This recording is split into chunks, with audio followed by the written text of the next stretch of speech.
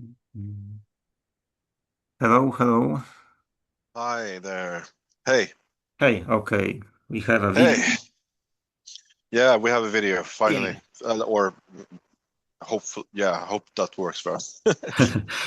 Yeah. Okay, so are you ready? Yes, we can begin. Yeah, I'm ready. I just came from another interview. Sometimes they overlap and I can get a little flustered, but I have a little bit of wine here, so I have we a can. black tea, Oh, so awesome. Need to like celebrate for tomorrow, you know. yeah, of course. Okay, so let's start with the fact that during the promotion of the new album, there was a mention in the press about Plato's theory of the soul. So where did it came from? Because it's not like a main theme of the album. No, it's not. And it was a little bit of a misinterpretation. Probably my fault because I could have maybe done a better oversight of the press release because we had a meeting. I had a meeting with the press guy and wonderful guy, but I think it was a little bit too much emphasis about Plato because we discussed Plato in our meeting.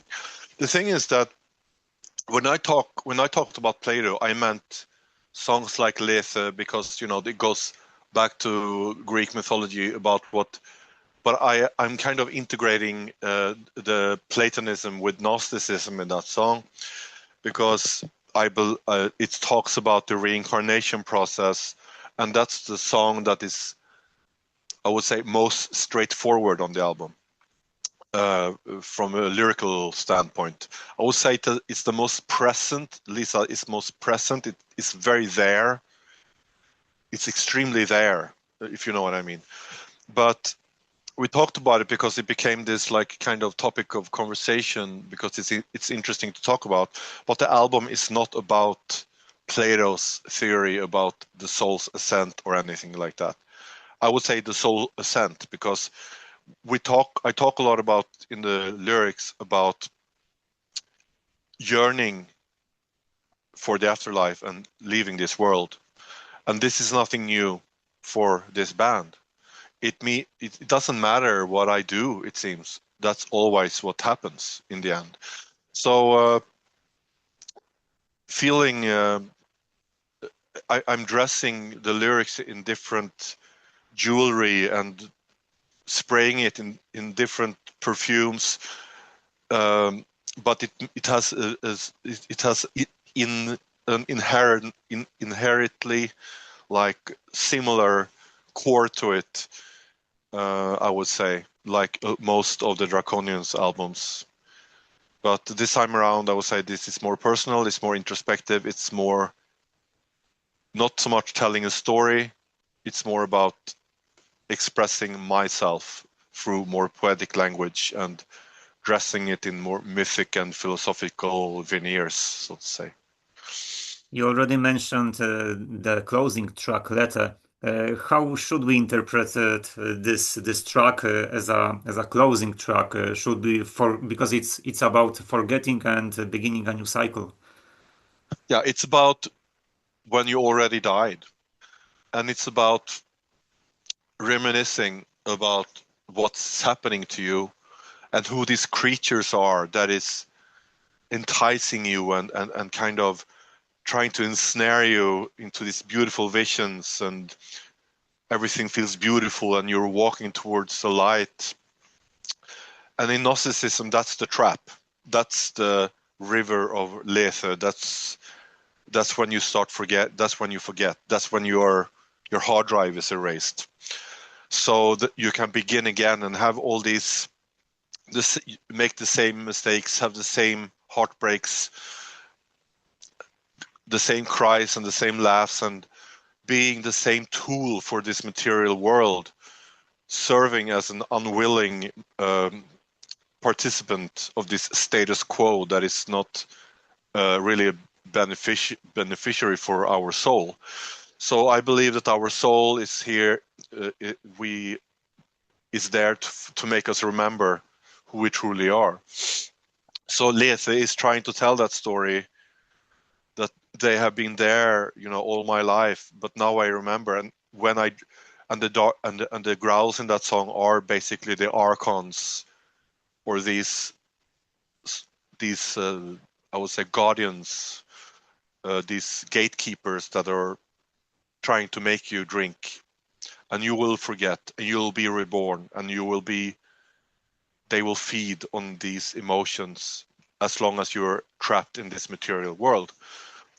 So that's the idea, and that goes back to Plato.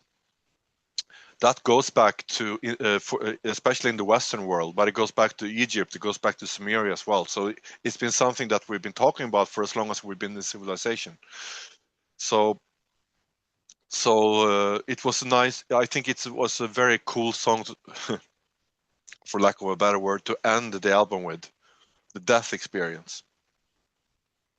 And then the album starts again with I Welcome Thy Arrow, and you're lost in the forest, and you're lost in this wilderness. And the lyrics for I Welcome Thy Arrow were written in the winter spring of 2025, and those for The Face of God in fall and winter 2024. Have the lyrics Oh, changed over that time, or did you perfectly captured what were you feeling back then? it was written during. I mean, it was. I don't know where you got those It dates was from. from the lyric sheet. It was like these two tracks were particularly Right, said right. that that Yeah, Welcome yeah, Thy Arrow in like early yeah, yeah, 2025 and yeah. 2020 and The Face of God at the end of Yeah, 2024. yeah. But it is a culmination of when I finally put it together as a song. But they started out like the I Welcome Thy Arrow started out as a dream I had. It's probably the most subjective song for me on the whole album. Uh, Started out as a dream that kept coming back, and it was different every, not completely different, but a little bit different every time. Like it was spiced up in different ways. Sometimes I felt the fear and the anxiety, and sometimes I felt welcoming, like I wanted to be caught by this hunter in the forest because I didn't want to be trapped in this life in this forest anymore. I wanted to be free, and that's how the song ends. That you that uh, you have woken up from the dream of an insomniac sleep, and you're now a new life because you have won the unwinnable war, for lack of I'm not quoting the text exactly here. That's what it means. You finally won by giving in, by being the hunted. But I'm using the hunter, the old Simple Minds song, the hunter and the hunter and the hunted. But I wanted to use the hunter and the haunted, because you're haunted by life, you're haunted by everything that is happening to you. That becomes your burden, and at the same time it becomes something that carries you. And so it's a song about going through life as you're lost in the wilderness, and that was something that came to me in a dream for many times, and so I decided to write about it and make it into a poem. Then I stopped dreaming about it, and I showed it to Johan, and he said, "This is really good. Let's make it. It should be a song." So that's why I say it's the most subjective song on the album, because this is something that I actually experienced, but I wrote it in a way so people can actually interpret it in their own way. Yeah, And hopefully. some songs were like you started writing some songs in already in 2022. How did the compositions changed after Lisa rejoined the band? Well, they didn't change that much because Draconian has a foundation. We have a core. Johan and I, we have this, we decided like about 25, 26, 27 years ago that throughout the 90s, we were kind of struggling to find our identity, We had a lot of good songs and we made a lot of good stuff that never came into fruition. But it was kind of a make or break moment. So we decided that, okay, fuck it. Now we are going to be a more doom oriented band. Let's just follow our heroes, Paris Nefma, My Dying Bride, and other bands, more underground bands at the time that we were listening to, and even gothic bands like Fields of Nephilim and Sisters of Mission and other bands. So that we needed to have like a foundation to build from, to create from, to have a core. And ever since then, it hasn't changed. We still have that core, that doom gothic core. So we always build from that. Whatever we feel that we are inspired by at the moment or with each album, we make music from that core. So that's why we haven't changed that much when it comes to our style of music over all these decades. But we have just maybe improved ourselves or elevated ourselves or like had a little bit of different inspirations. And we are also getting older. We are getting better musicians, but everyone has their favorite albums. But we have the core, and that's never going to change as long as me and Johan are in the band. And this new album in Somnolent Ruin marks the return of Lisa. How did this comeback come about? Yeah, that was the question. Yeah. So going back to what I just said, we have that core. So when Lisa came back, we were already Johan had already starting to write new songs. Misanthrope River was something that Johan had already started writing on when it came to the previous album, Under Godless Veil. It just didn't fit on that album, so we saved that song. So we let that style kind of guide us a little bit what we wanted to do. And I don't think that Lisa's return, when she finally returned, when it was decided that she was becoming a full-time member and Heike was leaving the band, it was not discussed that, okay, now we're going to create the songs around her voice or around her, spectrum. We just wanted to make good music and let Lisa do her thing. But most of the ideas for Lisa at that point in time were written by either Johan or I, mostly Johan. He had an idea for where Lisa should be, and then when Lisa was singing it, she elevated it and made it better, so to speak. But we didn't make, in my mind, any songs. I mean, Draconian's core didn't change when Lisa came into the band. She just adjusted to it because she came back into the band and it felt very familiar. But we were all better musicians, better artists since she left the last time. I think next album will be a bit different. It will be more, we will maybe use Lisa's range more when we are doing the songwriting. We'll probably keep that in mind a little bit more. And this change in lead vocalist role took place during like a joint tour with both singers. And since this was a very special moment for Draconian, did you consider releasing maybe a concert DVD or a Blu-ray? You mean the Hellfest thing? I mean the tour with Heike and Lisa. No, we didn't do a tour with Heike and Lisa. There was some concert with both of the vocalists, female Yeah, vocalists. it was the Hellfest thing where they both Lisa wore white, Heike wore black, and it was a symbolical gesture to the world and to us. We were saying goodbye to Heike. She was wearing black. We were welcoming back Lisa. She was wearing white, and they conjoined on stage. It was very understood between them both, and it was a symbolical concert in that mind. So this was the only time that Heike was singing songs from that album.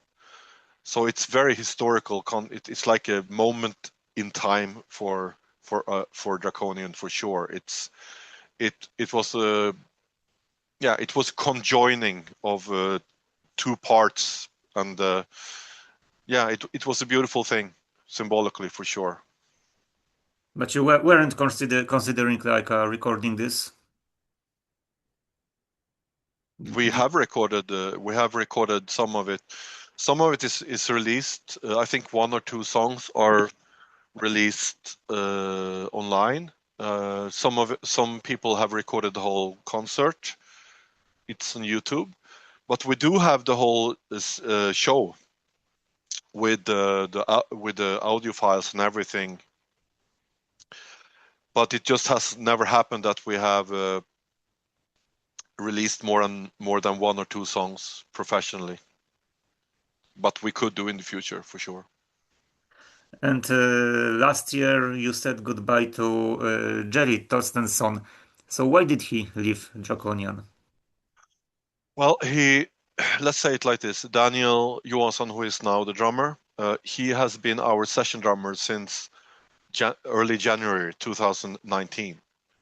Jerry made 2 shows after that until he was officially not in the band. That's the reason. For years, he was showing a lot of disinterest in playing and rehearsing. And I'm not saying this to be a bitch about it. I'm just saying that that's just the way it is. We wanted to be a functioning band. We wanted to play as much as we could.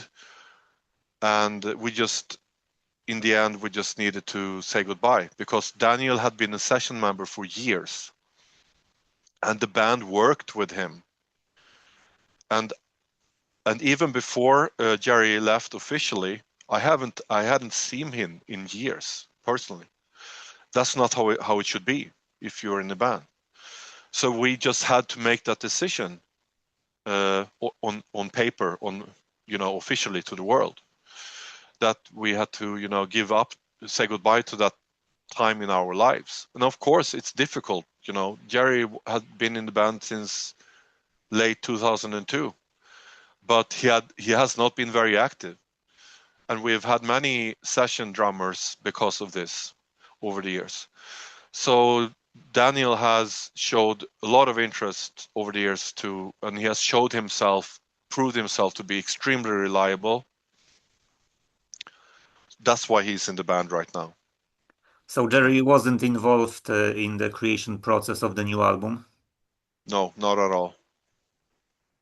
And the album was promoted by 3 singles. It was called Heavens, Misanthropy River, and Anima.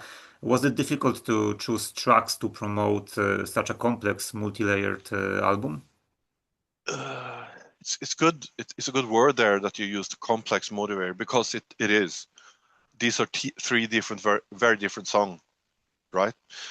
And I think these are 3 very good songs to represent the album because the album is quite diverse.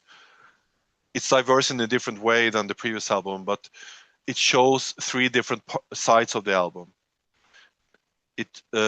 With the first song, we wanted to do a real video with all the members in it, and that would be, of all these years that we've been recording artists, recording albums, it's only the second video that we made with. So that's kind of crazy. So we needed to choose a song that was not too long, and where Lisa really shined, where her comeback really was, carried up. And that's the song where she really, really shines. It's not a song that represents Draconian that much. I would say that. I would never down on somebody who feels that this song is a favorite song of theirs. Bless them for that. But it's not a song that represents Draconian too much. So that's why we chose Misanthrope River for the second one. It was the oldest song. That was the first song we saw that for this new album, which was written already back in the days of Under Gallows Vale. So that's a song that represents Draconian sound better. It's definitely more Draconian, so to say. And it tells a story. We use actors, and I feel that it's a little bit connected so in a spiritual way or in a sonic way to Sleepwalkers on the previous album. It has it has a sonic vibe a little bit, and so we wanted to have a similar video. It's a different director this time. It's the same director for all 3 videos. So we wanted to tell a story from the idea of the director, and in a very naturalistic kind of way. And the 3rd video is where we used Daniel Enghede once again. He made a song with us called Rivers Between Us that has been extremely popular on Sovereign since then.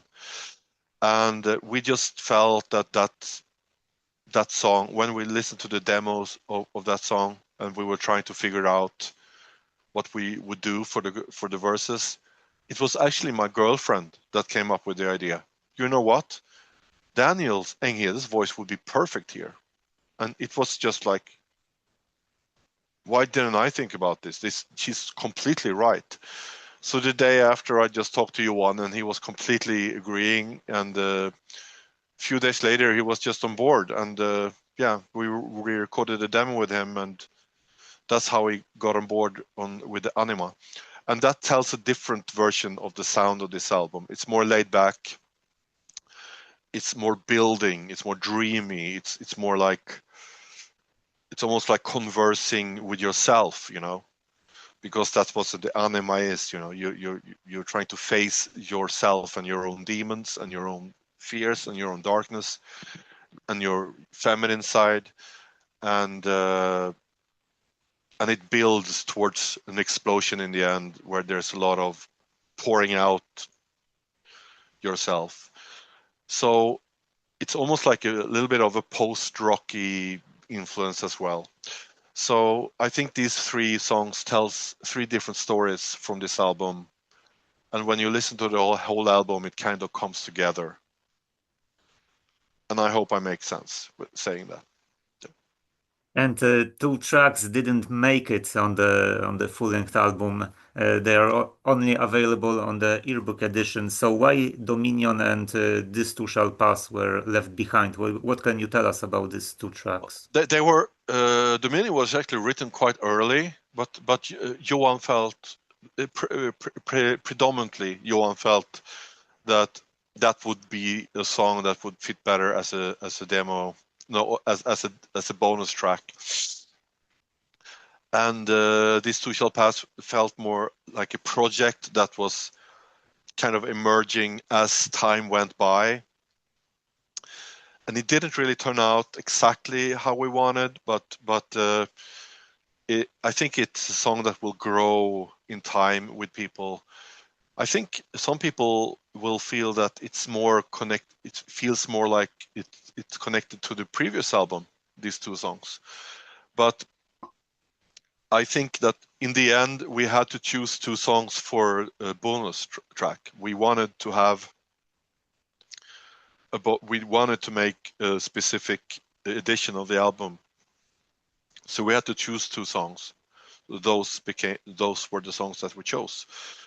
And in the future, we might release those songs as a 10-inch EP or something like that with maybe another song. We are already writing new material for maybe an additional EP with those songs combined. So these are just things that we're talking about at the moment. So yeah, that's the idea. Those were the songs that we felt that we wanted to work on, apart from the song that we chose for the album. And Draconian has always placed great importance on the album covers, and this time is no exception because the album cover featured a stunning piece by Agostino Rivabene. Why did you choose this art in particular? Well, this is Johan felt very, very close to this artist, and especially to this particular piece. And I don't know how he came across it. He felt like the colors and this kind of almost like religiously maternal Sophianic / Mary Mary-ish, figure on the album title, or the album cover, how it was constructed, how it was put together, and with the colors, especially as an oil painting. He felt extremely close to that painting, and it was just his wish that we talked to management to reach out to this artist if we could possibly maybe use it as not. We didn't have any high hopes for it, but he knew about Draconian actually, and he was happy to sell it or to let us use it.